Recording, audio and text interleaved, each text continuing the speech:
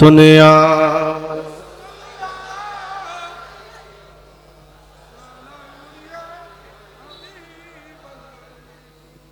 বাবারা, মুরব্বীরা,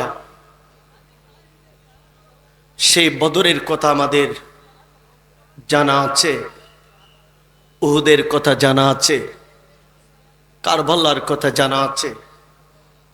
যখন আমার পেয়ারা নবী মুস্তফার ইন্তেকাল হলো, কিতাবের নাম আল বেদায়াতু ওয়ান নিহায়া। আল বেদায়াতু ওয়ান নিহায়া বিশ্ব নন্দিত একটা তফসির গ্রন্থ, হাদিসের ব্যাখ্যা গ্রন্থ, কোরআনে পাকের বিশ্লেষণ গ্রন্থ।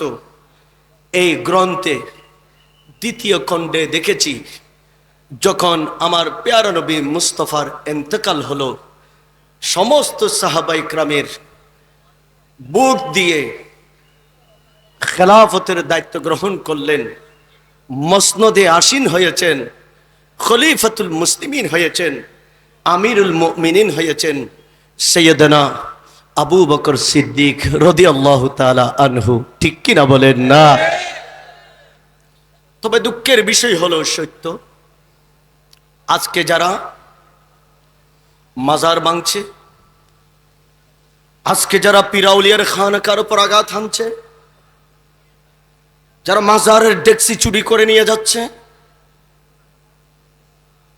আজকে যারা আল্লাহর ওলির দরবারে হামলা চালাচ্ছে, এরা সেই দিনও ছিল। ঠিক কিনা বলেন না? আমার রসুলের প্রেমিক আশিক সাহাবীদের অন্তরে আঘাত হানার জন্য মুসাইলামাতুল কাজ্জাব নামে একজন বন্ড মানুষ